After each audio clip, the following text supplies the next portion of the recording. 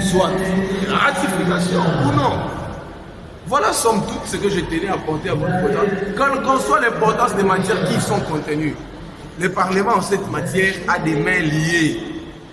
Si en France, il peut arriver conformément à l'article 38, que le Parlement puisse y apporter des modifications, c'est à la suite du premier alinéa qui dit que la ratification en France est une opération express. Elle est express. Donc vous êtes dit d'avoir tout fait les débats au niveau de l'Assemblée nationale, donc vous ne voulez pas qu'il y ait débat, vous voulez lier le député de ne pas venir faire le travail. C'est un choix de la facilité que de dire finalement que nous étouffons les débats. Alors qu'il s'agit d'une question technique de droit. Écoutez, le droit est parfois axiomatique pour le non-initié. Lorsque vous n'avez pas des informations sur la procédure, sur la manière de faire, ou lorsque vous n'êtes pas juridiquement loin, vous devez vous en abstenir. C'est ce que Zeko aurait dû faire.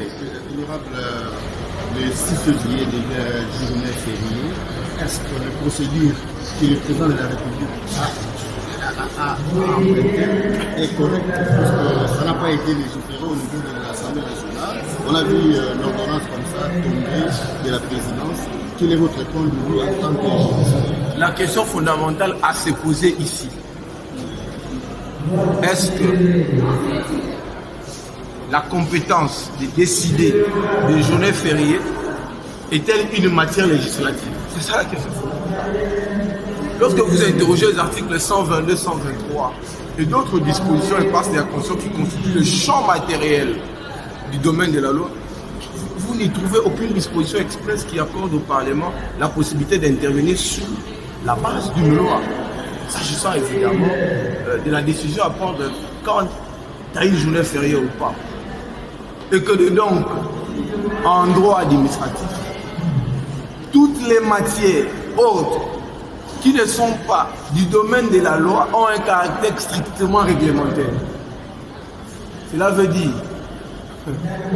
que lorsque la loi, la Constitution, ne dit pas que telle matière relève du domaine de la loi, nous ne pouvons pas en préjuger et dire que le président de la République a fauté. Encore que faut-il le prouver, parce que sous le plan de la forme, je pense que le président de la République n'a pas eu tort de prendre une ordonnance, encore que la législation à l'état actuel n'ouvre aucune passerelle au Parlement d'intervenir sur la question.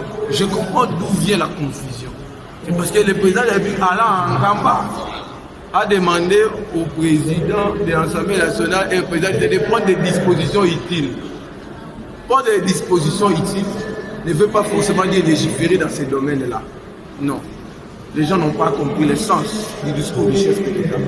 Ça veut dire que c'était une invitation interinstitutionnelle qui est celle d'accompagner, n'est-ce pas, son gouvernement à lui, le président de la République et l'exécutif, dans la démarche de pouvoir élever Simon Kimbangu, qui du reste dans nos églises, par exemple dans mon église, a été déjà longtemps canonisé.